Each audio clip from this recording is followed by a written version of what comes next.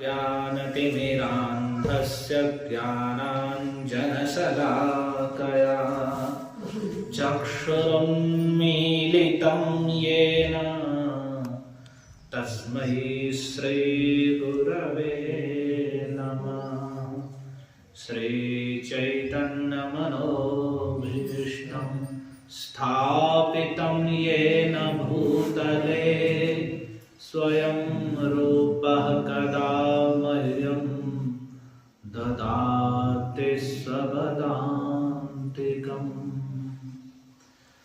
मेरे पीछे बोलेंगे सभी, वंदेहं श्रीगुरो श्रीयुतपदकमलं श्रीगुरून् वैष्णवांश्च श्रीरूपं साग्रजातं सहगणा रघुनाथान्वितं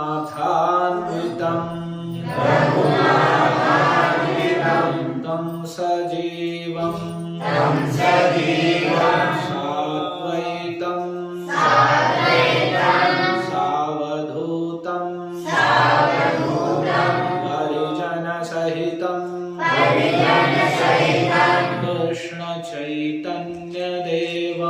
कृष्णचैतन्यदेवं श्रीराधा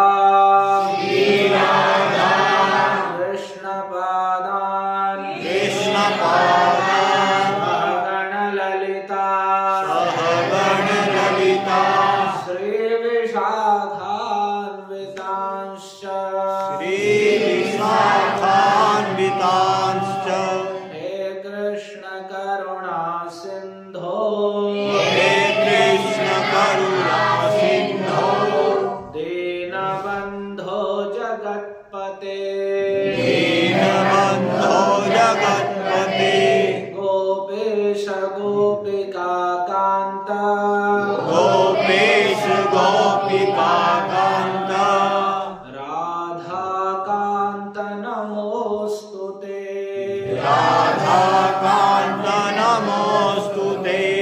तप्त काञ्चन गौराङ्गी राधे वृन्दावनेश्वरी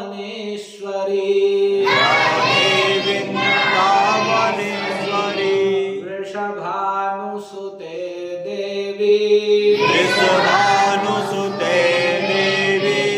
प्रणमामि हरिप्रिये नमो महावदान्याय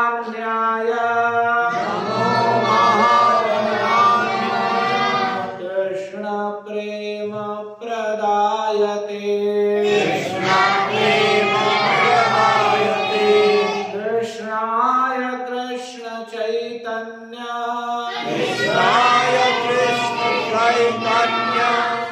नाम्ने गौरत्विषे नमः।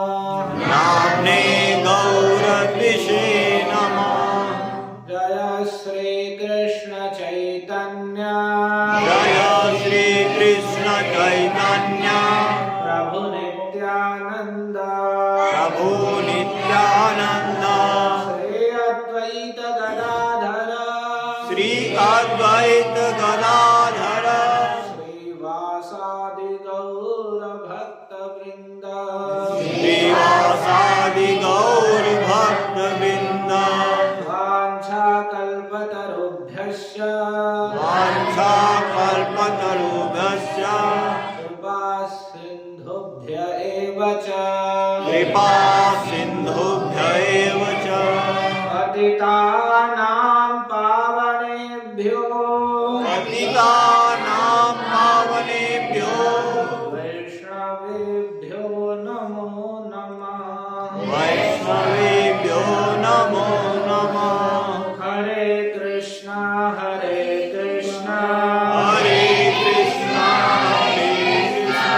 कृष्णा कृष्णा हरे हरे हरे राम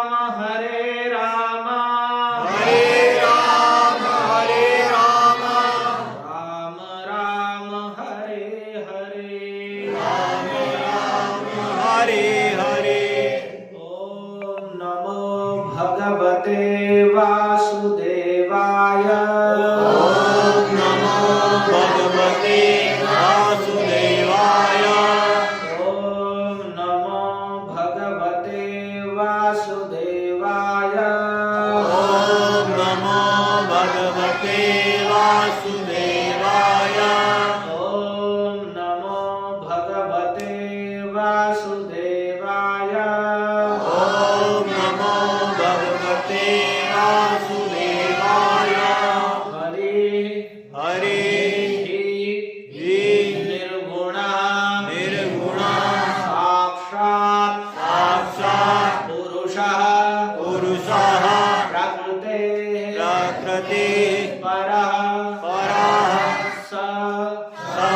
सर्वदृक् उपद्रष्टा तं भजन् निर्गुणो भवेत्।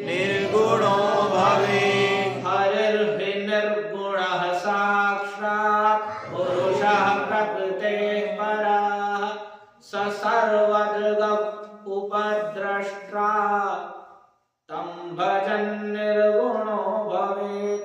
स सर्वदृक् उपद्रष्टा तं भजन् निर्गुणो भवेत्। हरे कृष्णा। आप सभी का स्वागत है। तो हम क्रमशः प्रत्येक रविवार को कथा सुन रहे हैं। एक क्रम चल रहा है जिसमें यद्यपि भक्त लोग क्रम से आ नहीं रहे हैं। तो अभी तक जो भी रविवार को कथा हो रही है उसमें वो एक सिद्धांत को लेकर चल रही है। वह सिद्धांत क्या है कि कृष्ण पूर्ण पुरुषोत्तम स्वयं भगवान है, परमेश्वर है और सर्वदेवमय है और सर्वमय है। यानी कृष्ण परमेश्वर है, सभी ईश्वरों के, देवताओं के, ऋषियों के, पितरों के, सबके ईश्वर परमेश्वर हैं। और सारा जगत, सारे देवता, ऋषि, पितर सब कुछ उनमें ही है। और उनके पूजने पर, उनकी भक्ति करने पर सबकी पूजा हो जाती है। और अन्य पूजा करने पर, अन्य देवताओं की पूजा करने पर, पितरों की पूजा करने पर, अन्य जो भी यज्ञ, हवन, तप, तीर्थ, जो भी कुछ बताए गए हैं, उन सबके जो जो फल प्राप्त होते हैं, शुभ फल प्राप्त होते हैं, वे सारे के सारे फल भी उन्हीं स्वयं भगवान श्री कृष्ण की भक्ति करने से, भक्ति करने वाले को स्वतः ही सहज में ही प्राप्त हो जाते हैं। उसे केवल कृष्ण भजन करना होता है, वे सारे फल स्वाभाविक ही उसे प्राप्त हो जाते हैं। उन सब क्रियाओं की फिर उसे आवश्यकता नहीं रहती। तो पिछली बार भी हमने यही सुना था, क्योंकि वे परमेश्वर हैं, सारा जगत उनमें है, भगवान के द्वारा ही सारा जगत सृष्ट है और सारा जगत उनमें ही अवस्थित है और वे ही इस जगत का, संपूर्ण जगत का पालन कर रहे हैं और प्रलय के बाद उनमें ही विलीन होता है, महाप्रलय आदि के बाद। तो उनकी भक्ति कर लेने पर, उनकी पूजा कर लेने पर, उन्हें प्रसन्न कर लेने पर सबकी पूजा प्रसन्नता स्वतः ही हो जाती है। अलग से किसी की कोई पूजा आदि करने की कोई आवश्यकता नहीं होती। लेकिन लोक संसार में क्या प्रचलित है, हमने अनेकों, पहले तो आजकल तो लोग वैसे ही नास्तिक या अश्रद्धालु हो रहे हैं अपनी पाशविक शिक्षा के कारण, और ऐसे ही पशु जैसे लोगों का संग करने के कारण वे भगवान के विश्वास आदि से ही विमुख होते जा रहे हैं। बिल्कुल जैसे पशु होता है, पशु से अपना खाना पीना, सोना और नई संतान उत्पन्न करना, आहार, निद्रा, भय और मैथुन वही कार्य सोचता है, वैसे ही मनुष्य भी होते हैं।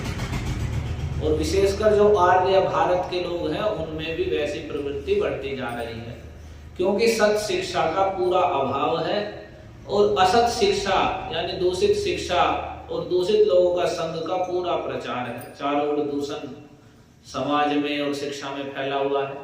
तो जो भी नई पीढ़ी है या बच्चे हैं उन्हें कोई सत शिक्षा है ही नहीं और ना ही माता पिता देना चाहते हैं, तो वे आधुनिक शिक्षा में या आधुनिक लोगों के संग में पले बड़े हैं, जिन्होंने कभी भगवान और भगवान की महिमा सही रूप में गीता भागवत आदि शास्त्रों के अनुसार नहीं सुनी है, इसलिए उनमें उस प्रकार का कोई संस्कार भी नहीं रहता।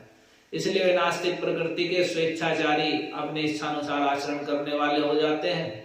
तो प्रारंभ में तो वह अच्छा लगता है, लेकिन परिणाम में वो बहुत क्लेश में और दुख में पड़ जाते हैं और फिर उनका कोई सहायक भी नहीं रहता उन दुख से निकालने वाला, क्योंकि वे भगवान के विषय में कुछ नहीं जानते हैं जो सबके सच्चे सहायक हैं। तो हम लोग में जो कुछ पूजा आदि भी करते हैं तो वे अनेक ईश्वर मानते हैं, अनेक देवी देवता, सबको ही स्वतंत्र ईश्वर जानते हैं, समझते हैं सभी अपने आप में ईश्वर हैं। एक को पूजना है तो फिर दूसरे को भी पूजना है, जिसको नहीं पूजेंगे वही नाराज हो जाएगा, और तो इसलिए सबको पूजना है। और पूजना भी आजकल तो लोग अपनी इच्छा अनुसार जैसे मन में आ रहा है वैसे कुछ पूजा कर दो, उसे पूजा मान लेते हैं और वे अपने मन को बहलाने को ही समझते हैं देव पूजा, और देव पूजा की तुष्टि की, देवता प्रसन्न हो गए, हमारा मन हमने मन में मान लिया, ऐसा करने से खुश हो जाएंगे, बस हो गए। लेकिन वास्तव में सभी देवगण भगवान के द्वारा इस जगत के अनेक प्रकार के कार्यों में नियुक्त किए गए हैं। जैसे एक राजा अनेक प्रकार से सभी मंत्रिमंडल और दूसरे कर्मचारियों को नियुक्त करता है और उन्हें शक्ति प्रदान करता है। मान लो किसी को जिला अधिकारी बना हुआ है सरकार के अंदर, तो सरकार के द्वारा उस जिले पर शासन करने की या कुछ भी करने की उसे शक्ति प्रदान की गई है। उसकी अपनी कोई भी शक्ति सामर्थ्य नहीं है, जो कुछ भी है वो सरकार का दिया हुआ है। तो वैसे ही भगवान ने इन सभी देवताओं में, और वे देवता क्या है, वे श्रेष्ठ जीवगण हैं, जो श्रेष्ठ जीव जिन्होंने अनेक प्रकार के पुण्य कर्म और धर्म का पालन किया है।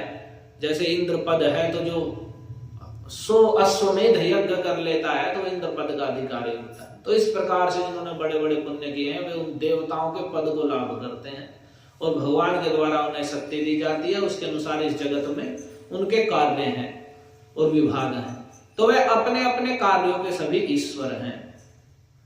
तो अपने अपने कार्य के अनुसार जो कोई उनकी पूजा करता है तो वैसे वैसे वे लौकिक फल भी दे सकते हैं। लेकिन लोग समझते हैं कि सब स्वतंत्र ईश्वर है, लेकिन नहीं, वे अपने अपने कार्य के ईश्वर हैं, लेकिन भगवान सर्वेश्वर ईश्वर हैं। इन सभी छोटे छोटे ईश्वरों के, ब्रह्मा, शंकर, इंद्र, कुबेर, दुर्गा आदि सभी के, इन सब के ईश्वर, सबके नियंता, सबके प्रभु कृष्ण है। यह आपने पिछले कई जो श्लोक जिनमें बताया उनमें सुना।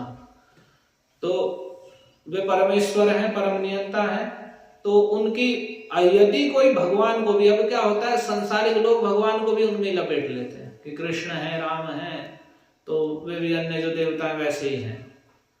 तो लेकिन शास्त्र कहते हैं यस्तु नारायणम देवम ब्रह्म रुद्रादि देवतैः समत्वेनैव वीक्षेत सपाषण्डी भवेत् ध्रुवम्।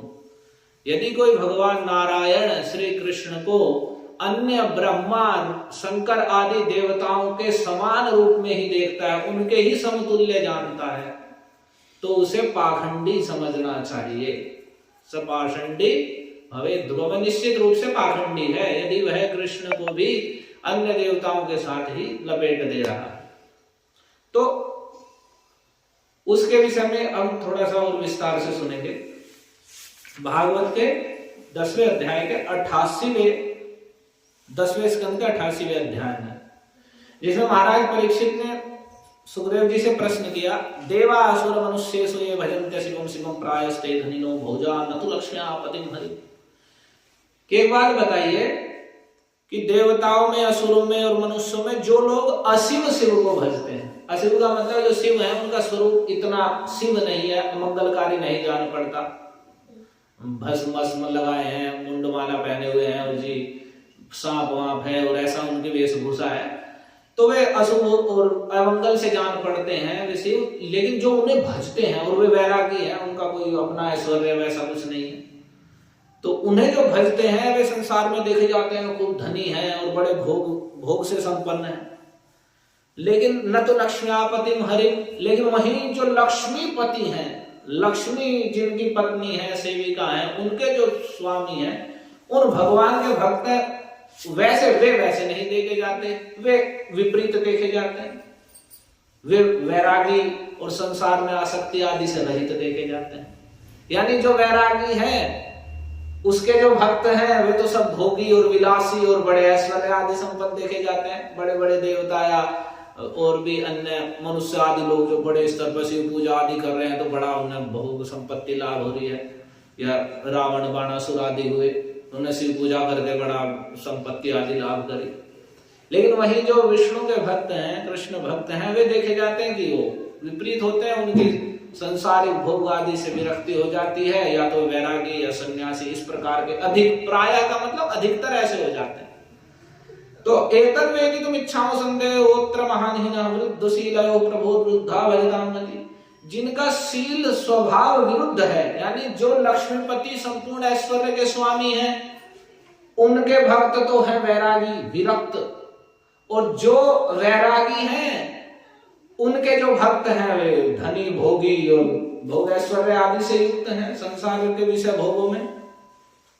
तो विरुद्ध स्वभाव वाले जो प्रभु हैं उनके भजने वालों की विरुद्ध गति जो है, इसके विषय में हमें बड़ा संदेह हो रहा है, तो इसके विषय में आप बताइए।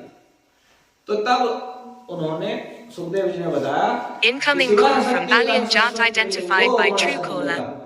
ये रूप है वास्तविक। तो एक का स्वरूप गुणमय है, वे माया के गुणों का स्वरूप है, एक माया से अतीत प्रभु है। तो शिव शक्ति स्वत्रिलिंगो गुण संवृता, शिव जो है अपनी जो माया शक्ति है, जड़ माया जो दुर्गा आदि नामों से जानते हैं, तो उसके प्रभु हैं, उस माया के ईश्वर हैं, माया शक्ति के अपनी शक्ति से युक्त हैं, और वे त्रिलिंगो गुण संवृत, और गुणों के द्वारा आवृत हैं। जो माया के गुण है, सत्व गुण, रजो गुण और तमो गुण, उसके द्वारा वे घिरे हुए आवृत हैं। और त्रिलिंगो और अहंकार के वे अधिष्ठाता हैं। वैकारिकस्ताम तेजसस्य तामसः चैत्यहं त्रिधा। जो अहंकार है वह तीन प्रकार का है, सात्विक, राजसिक, तामसिक, उसे वैकारिक, तेजस और तामस कहते हैं। तो शिव यानी कुल मिला के शिव माया शक्ति के ईश्वर हैं, और गुणमय उनका स्वरूप है। वे माया के जो सत्व गुण, रजोगुण, तमोगुण हैं, उनसे घिरे हुए हैं। और ततो विकारा अभवन षोडशामीषु कंचन, और तीन प्रकार के जो अहंकार हैं, इनसे ही 16 विकार उत्पन्न हुए हैं। ध्यान से समझिए, सोइए मत। हरे कृष्णा कृष्णा कृष्णा हरे हरे, हरे राम राम राम हरे। जो सत्वगुण, रजोगुण और तमोगुण, ये जो माया का जगत है, जो भगवान की माया शक्ति है, उसके ये तीन गुण हैं, सत्वगुण, रजोगुण और तमोगुण। सत्वगुण ज्ञान की अवस्था है, रजोगुण कर्मों में लगने की, खाने कमाने की अवस्था है, और तमोगुण निद्रा, आलस्य, प्रमाद में पड़े रहने की अवस्था है। तो यही सत्वगुण जो देवता लोग होते हैं, देवगणों में सत्वगुण प्रधान होता है, असुरों में तमोगुण प्रधान होता है, और मनुष्य आदि में रजोगुण की प्रधानता रहती है। हालांकि सब में सारे गुणों का प्रभाव रहता है। तो इनके तीन विकार हैं, यानी तीन अहंकार हैं, और उनसे 10 इंद्रियां और 5 महाभूत, पृथ्वी, जल, अग्नि, वायु, आकाश और मन, ये 16 विकार हुए हैं। तो इन 16 के एक देवता है, अधिष्ठाता देवता। तो उन देवताओं की जो पूजा करते हैं, तो इन संसारिक जो वस्तुएं हैं, संसारिक ऐश्वर्य है, संसारिक भोग विलास की वस्तुएं हैं, वे उनकी उपासना करके उनकी प्राप्ति कर लेते हैं। ये जो हमारे मन और इंद्रियां हैं, भागवत में ये वर्णित है, एक इंद्रियों के, मन आदि के अलग अलग देवता हैं। जैसे मन के देवता है चंद्रमा, तो इसी प्रकार से अलग अलग इंद्रियों के अलग अलग एक अधिष्ठाता देवता हैं। तो उन्होंने देवताओं की आराधना करके भौतिक फल लाभ किए जा सकते हैं। तो इसीलिए जो इन देवताओं को या शिव आदि देवताओं को पूजते हैं, तो वे सब गुणमय रूप वाले हैं, माया के गुणों से युक्त हैं। तो वे माया की जो वस्तु हैं उन्हें प्राप्त कर लेते हैं, और उन्हीं उद्देश्य से वे उनकी पूजा करते हैं। लेकिन जो भगवान हरि हैं, और उनके पास देने के लिए भी वही वस्तु है, क्योंकि माया की शक्ति के, माया के गुणों के भीतर के वे देवगण हैं, तो वे देव भी माया के गुणों के भीतर की वस्तु सकते हैं। माया से अतीत कुछ नहीं ले सकते वो, क्योंकि उनका स्वरूप ही माया के गुणों से युक्त है। और वहीं हे परीक्षित, हरिर्हि निर्गुणः साक्षात् पुरुषः प्रकृतेः परः। लेकिन भगवान हरि तो निर्गुण है, माया के गुणों से रहित है, माया के सत्वगुण रजोगुण तमोगुण से रहित है और विशुद्ध सत्वमय है। और साक्षात पुरुषः प्रकृतेः परः, वे तो माया से प्रकृति से परे स्वयं पुरुषोत्तम भगवान है। उनका माया के गुणों का स्वरूप नहीं है, वे गुणातीत हैं और माया के प्रकृति से परे साक्षात प्राकृत प्रकृति के गुणों से रहित स्वयं पूर्ण पुरुषोत्तम भगवान है।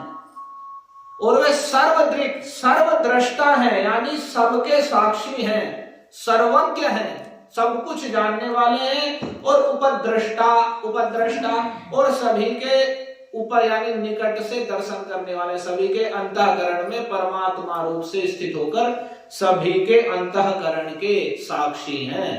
यानी वही परमात्मा रूप में सबके हृदय में स्थित है, सबके अंतःकरण में अंदर बाहर जो कुछ हो रहा है उसके साक्षी हैं, बिल्कुल उसे सामने से देख रहे हैं।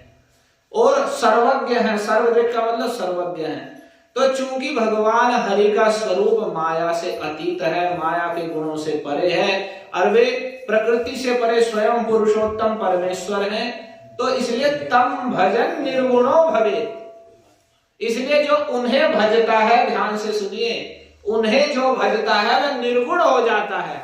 धीरे धीरे उस पर जो माया के रजोगुण तमोगुण के प्रभाव हैं, जिनसे मोहित होकर व्यक्ति संसार की वस्तु को ही कमाने और भोगने की इच्छा में लगा रहता है, उन गुणों का प्रभाव ही धीरे धीरे उससे हट जाता है और वह अपने आप को गुणों से रहित एक शुद्ध जीवात्मा भगवान के विभिन्नांश जीव के रूप में अनुभूत करने लगता है।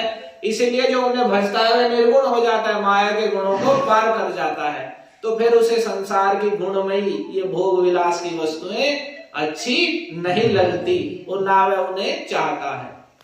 यही कारण है जो उन्होंने कहा कि शिवाजी को पूजने वाले तो देखे जाते हैं कि जो बहुत धनी है, और वहीं जो कृष्ण को भजने वाले हैं, विष्णु को भजने वाले हैं, वे लोग वैरागी देखे जाते हैं। तो उसका यही कारण है कि जो विष्णु का स्वरूप है वो गुणातीत है, माया के गुणों से परे है, स्वयं माया के अधीश्वर है इस भौतिक माया के भी, और जो भगवान की चिन्मयी शक्ति योग माया है उसके अधीश्वर है और माया से अतीत उनका स्वरूप है।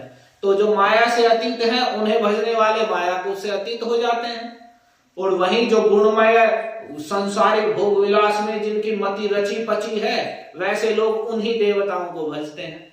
तो इसमें श्रील भक्ति सिद्धांत सरस्वती ठाकुर कहते हैं अलग अलग कैसे कैसे लोग किस किस की पूजा करते हैं। उसमें जो लोग जड़ अर्थ की सिद्धि के लिए नित्य विष्णु सेवा का त्याग करते हैं, यानी जो संसारिक धन संपत्ति है इसको लाभ करने के लिए जो भगवान की नित्य भक्ति नित्य सेवा है उसे छोड़ते हैं, तो वह विष्णु को गणेश के रूप में देखते हैं।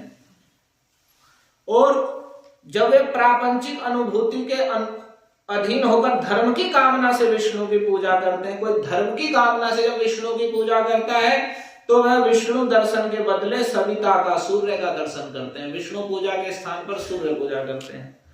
जो लोग धर्म और अर्थ की कामना से लौकिक लोकों की प्राप्ति के लिए पूजा विष्णु की पूजा करते हैं, धर्म अर्थ की कामना से कुछ धर्म हो, ऊंचे ऊंचे लोक मिले और वहां भी सुंदर ऐश्वर्य भोग मिले, यहाँ भी सुख संपत्ति आदि लाभ हो जाए, तो वे सूर्य गणेश और शक्ति को यानी देवी को ही, देवी की सेवा, इनकी सेवा को ही विष्णु सेवा समझते, इन्हीं भगवान की पूजा समझते हैं। सूर्य की, गणेश की, दुर्गा आदि की सेवा को ही विष्णु सेवा समझते हैं। पुनः जो मोक्ष की कामना से उपास्य वस्तु को रुद्र के रूप में दर्शन करते हैं। तो अब फिर गुण के अनुसार बता रहे हैं जो विशुद्ध सत्वमय जीव हैं, यानी जिन्होंने माया के गुणों के प्रभाव को क्षीण कर दिया है, वैसे लोग जो विशुद्ध सत्व के प्रति रुचि रखते हैं, ऐसे जीव भगवान की विष्णु की आराधना करते हैं। जिनका रजोगुणी और तमोगुणी मिश्र स्वभाव है, वैसे लोग सूर्य की उपासना करते हैं। और जिनका सत्वगुणी और रजोगुणी मिश्र स्वभाव है, और जिनका सत्वगुण और तमोगुण से मिश्र स्वभाव है वे गणेश की पूजा करते हैं, और जिनका रजोगुण और तमोगुण से युक्त स्वभाव है वे शक्ति की पूजा करते हैं, दुर्गा आदि की, और जिनका तमोगुण का ही विशेष प्रभाव है, तमोगुण विशिष्ट जो जीव हैं वे रुद्र की उपासना में लगते हैं। तो ये इस प्रकार से लोग पंचदेव उपासना करते हैं, यानी विष्णु को भी अन्य देवताओं के समान जान के जो सत्वगुणों के प्रति सत्वगुणी विशेष है विष्णु की जो अलग अलग गुण वाले, इस प्रकार से जो आपने सुना कि रजोगुण तमोगुण मिश्र वाले दुर्गा आदि की, और सत्वगुण तमोगुण मिश्र वाले गणेश की, और सत्वगुण रजोगुण मिश्र वाले जीवगण सूर्य की, और तमोगुण विशिष्ट जीव रुद्र की शिव की उपासना में युक्त होते हैं। तो ये नश्वर फलों की ही इच्छा रखते हैं, यानी संसार में इस लोक में कुछ लाभ हो जाए, सुख ऐश्वर्य, परलोक में सुख ऐश्वर्य लाभ हो जाए, इसकी कामना से ये इनकी पूजा करते हैं। लेकिन जो वास्तव में जो शुद्ध वैष्णव होते हैं वे कर्म फल और इन कर्म फलों से परे जो भगवान हैं, नित्य भगवान का जो निर्गुण सच्चिदानंद स्वरूप है उसकी नित्य सेवा करते हैं, जो परम आनंदमयी है, और वो जो जीव का नित्य धर्म है। यानी कुल मिलाके जब जीवात्मा माया के संपर्क से युक्त होकर के अपने आप को शरीर और मन मानते हैं कि मैं जो शरीर हूं, शरीर के भोग की जो वस्तुएं हैं, देखने की, सुनने की, खाने की, ऐशो आराम की जो वस्तुएं हैं, यही मेरी प्राप्य है, और मैं मन हूं, इस लोक में परलोक में जहां जहां जाऊं वैसे वैसे मुझे इच्छा अनुसार भोग प्राप्त हो। तो जब वह जीवात्मा अपने को शरीर और मन मानता है तो वह इन अन्य जो संसारिक जो देवगण है, देवता है, उनकी पूजा करके उन कामनाओं की सिद्धि करने के लिए उनकी पूजा करता है। लेकिन जो ही व्यक्ति यदि उसे शुद्ध साधु संग में ये बोध हो कि मैं ना शरीर हूं और ना मन हूं, मैं शरीर मन इनसे परे जीवात्मा हूं, क्योंकि मरने के बाद ये शरीर यहीं छूट जाता है, और मन भी सूक्ष्म शरीर है, वह जीवात्मा के ऊपर माया के द्वारा पहनाया गया है, मन बुद्धि और अहंकार का, उसको मैं मानकर वह लोक परलोक में सुख की अभिलाषा करता है।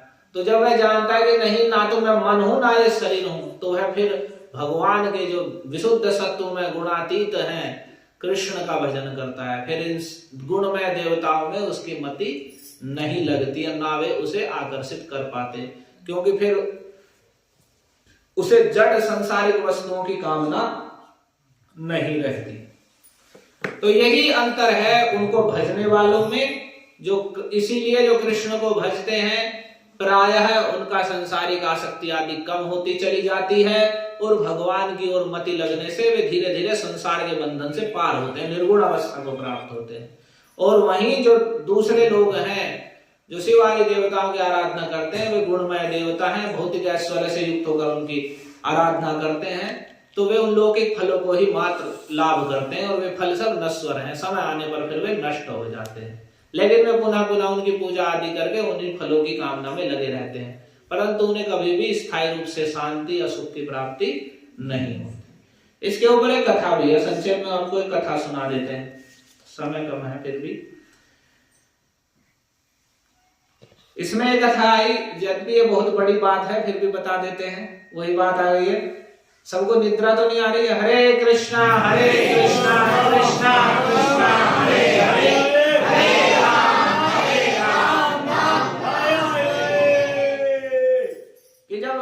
अश्वमेध यज्ञ महाराज युधिष्ठिर ने किया तो उन्होंने भगवान से भागवत धर्म, जो भगवान का भक्ति रूप धर्म है, उससे उन्होंने पूछा, भगवान से पूछा। तो भगवान ने प्रसन्नता पूर्वक उन्हें यह बताया, जो सभी जीवों के परम कल्याण के लिए यदुकुल में अवतीर्ण हुए हैं।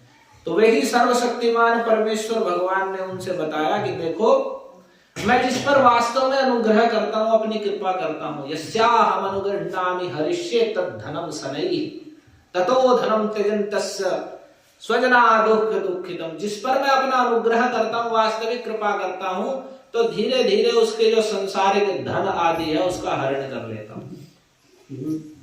हरिष्ये तद्धनम शनैः, धीरे धीरे मैं उसका धन हरण कर लेता हूं। और फिर जब वो धनहीन हो जाता है तो उसके जो घर संबंधी, पहले तो उसकी धन में जो आसक्ति है, जब धन खत्म तो उसमें आसक्ति नष्ट हो जाती है। फिर जब धनहीन हो जाता है तो जो घर के स्त्री पुत्र आदि या और रिश्तेदार आदि जो उससे बड़ा स्नेह दिखाते हैं धन के कारण, जब धनहीन हो जाता है तो वे सब उसको लात मारते हैं, और जब वे लात मारते हैं तो बस फिर जो उनके प्रति भी आसक्ति है वो भी खत्म हो जाती है उसकी। तो पहले तो वह धनहीन होने से दुखी हो जाता है, और फिर जब घर वाले सब उसे लात मारते हैं, त्यागते हैं, तो वह और दुखी हो जाता है, और वह कुछ प्रयास भी करता है धन आदि के लिए, तो मैं कह रहा हूं उसे भी विफल कर देता हूं कि उसे वो प्रयास बार बार करने पर भी उसे जब प्रयास भी उसका निष्फल हो जाता है, तो इस प्रकार बार बार असफल होने पर धन कमाने से उसका मन विरक्त हो जाता है, और उस धन को वह दुख समझकर उस धन की ओर से अपना मुंह मोड़ लेता है, और फिर मेरे प्रेमी भक्तों का आश्रय लेकर उनसे मेल जोल करता है, तब मैं उसके ऊपर अपनी अहेतु की कृपा की वर्षा करता हूं। मत पर ही कृतमैत्रस्य करिष्ये मद अनुग्रह। इस प्रकार से जब मैं चारों ओर से उसे धन भी चला गया, घर वालों ने उसे लात मार दी, वो प्रयास करता है, कुछ भी नहीं मिलता, तो वो उसे दुख जानकर उसे छोड़ता है, फिर कहीं आश्रय नहीं मिलता तो फिर मेरे भक्तों से वह मैत्री करता है, और फिर मैं उस पर अनुग्रह करता हूं।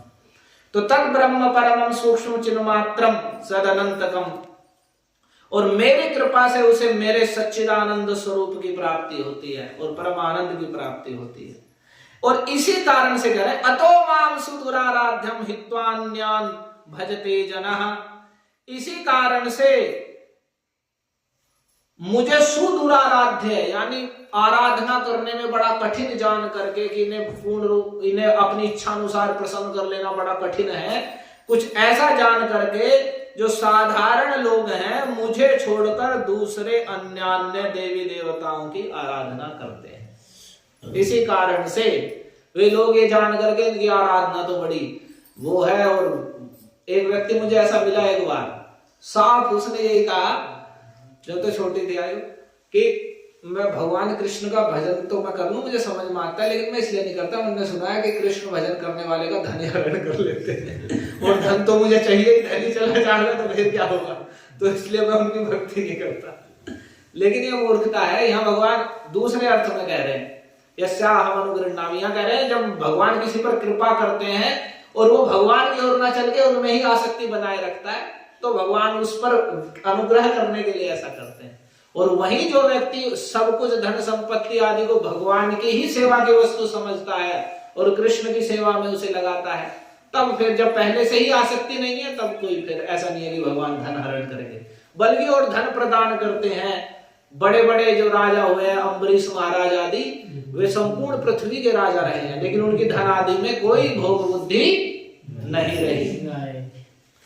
तो इसलिए और फिर आगे कह रहे हैं कि इसलिए वे जल्दी तुष्ट हो जाते हैं। और वे देवता क्या होते हैं, भगवान कह रहे हैं, वे जल्दी तुष्ट होकर कुछ भी वरदान दे देते हैं। कुछ पूजा करी, चाहे तुम कैसे हो, कुछ भी हो, उससे तुम्हारा कल्याण होगा कि नहीं होगा वो नहीं होता उनका विचार। ऐसे हम किसी दुकान वाले के पास गए और उसके हमने धन दे दिया, उसके बदले चाहे हम कुछ भी ले लें, चाबी से ले लें या कुछ भी ले लें, उसे तो तुमने धन दिया और उसे बदले में देना। तो वैसे ही आपने देव आराधना की, आपने इच्छित वर मांगा, और यदि उनके अधीन है यानी वो उतना वर दे सकते हैं तो वे दे देते हैं। फिर उसे लेकर जब तुम क्या करोगे, मरोगे कि जियोगे या संसार में उत्पात करोगे, वो फिर बाद में फिर वो भगवान को देखना पड़ता है, अवतार लेने पड़ते हैं उन असुरों को मारने के लिए। इसलिए आप जितने भी असुर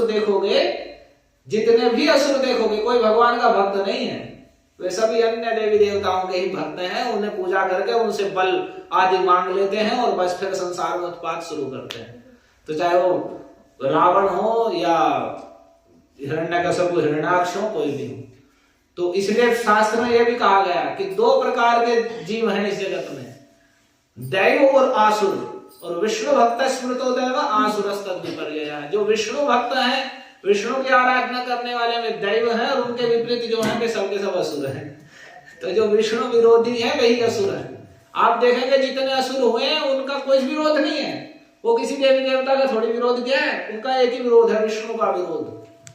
सारा विरोध ही विष्णु का है। तो यही विमुखता है जीव की। वो भगवान से विमुख हो जाएगा, कृष्ण को नहीं भजेगा, बाकी सब कुछ कर लेगा लेकिन कृष्ण भजन नहीं करेगा। विमुक्त यही उसकी माया के संबंध से विमुखता है कि वो भगवान से दूर भागने का खूब प्रयास करेगा, और भगवान से विरोध करने का, लेकिन कृष्ण को नहीं भजेगा, अन्य किसी की पूजा करने का। तो फिर वे उन जल्दी तुष्ट होने वाले देवताओं से वे जल्दी अपने भक्तों पर पिघल पड़ते हैं और उन्हें साम्राज्य लक्ष्मी दे देते हैं। और फिर वे उसे पाकर के मत्ता प्रमत्ता वरदान विस्मरन्त्य वजानते, वे मत्त हो जाते हैं, उच्छृंखल हो जाते हैं, प्रमादी उन्मत्त हो उठते हैं, और यहाँ तक कि इतने उन्मत्त हो जाते हैं कि अपने वर देने वाले देवताओं को ही भूल जाते हैं, उनका ही तिरस्कार करने लगते हैं, उनका ही तिरस्कार करने लगते हैं। इसमें आगे उदाहरण भी दे रहे हैं कि देखो कि जैसे शिव जी प्रसन्न हुए रावण पे, और एक बाणासुर था, बाणासुर पे प्रसन्न हुए, तो रावण पे जब प्रसन्न हुए तो रावण को बल मिला, तो रावण ने पहले जाके कैलाश को उठाना शुरू कर दिया, तो पहले जाके कैलाश को उठाना शुरू कर दिया, तो उसके द्वारा यानी जिनसे वरदान प्राप्त किया पहले उसका ही तिरस्कार प्रारंभ किया। और वैसे ही बाणासुर था, बाणासुर को वरदान दे दिया, उसकी हजारों भुजाएं थी और अपार बल था, तो जाके उसे कोई युद्ध करने वाला नहीं मिला, तो जाके शिव जी से ही कहता है कि कोई युद्ध करने वाला नहीं मिल रहा है मुझे, बस आप ही दिख रहे हो, आप ही आ जाओ, आपसे युद्ध कर लेता हूं। तो इतना सुनकर क्रोध आ गया, बोले मेरे जैसा योद्धा तुझे मिलेगा, जिस दिन तेरी ध्वजा कट जाएगी उस दिन समझ ले मेरे जैसा मिलेगा। और हालांकि उसने शिव जी को प्रसन्न करके वरदान मांग लिया था कि आप मेरे नगर के रक्षक हो जाओ। और बाद में फिर भगवान के साथ युद्ध हुआ था, और कृष्ण का और शिव जी का भी युद्ध हुआ है कृष्ण लीला में, जब बाणासुर के वहां उसने भगवान के जो पुत्र थे उन्हें अनिरुद्ध को बंदी बना लिया था, तो वहां फिर भगवान का युद्ध हुआ, तो उसमें शिव बाणासुर की ओर से आए युद्ध करने के लिए, परिवार सहित कार्तिकेय आदि सब आए, और इधर से यदुवंशियों की सेना गई, तो उसमें युद्ध हुए, तो उसमें भगवान का भी और शिव जी का भी युद्ध हुआ, और उसमें वो तो बाणासुर तो परास्त होना ही था। फिर शिव जी ने स्तुति करी कि ये तो इसे कृपा करके छोड़ दीजिए, मारिए मत इसे, तो भगवान ने कहा इसे मारूंगा तो मैं पहले से ही नहीं, क्योंकि मैंने प्रहलाद को वरदान दे दिया कि तुम्हारे वंश में जो भी होगा उसे मारूंगा नहीं मैं, तो ये प्रहलाद के वंश में ही है, बलि महाराज का ही पुत्र था बाणासुर। तो ये तो यही सी बात को कह रहे हैं कि वे जल्दी तुष्ट होकर के वे देवगण उन्हें इच्छानुसार वरदान दे देते हैं, और वे वरदान दे करके उन्मत्त प्रमत्त हो जाते हैं संसारिक साम्राज्य लक्ष्मी को प्राप्त करके। तो पहले तो सभी जीवों का तिरस्कार करते हैं, वर देने वालों को भी भूल जाते हैं, और उनकी भी अवज्ञा करने लगते हैं, उन पर भी शासन करने लगते हैं। हालांकि यहाँ एक कथा सुनानी थी वृकासुर की, किस प्रकार से उसे वरदान दे करके वृकासुर को शिव जी ने स्वयं ही वरदान दिया और स्वयं ही संकट में पड़ गए, और फिर भगवान की शरण में गए, फिर भगवान ने जैसे तैसे करके जान बचाई। तो उस कथा को हम बाद में सुनेंगे। हरे कृष्णा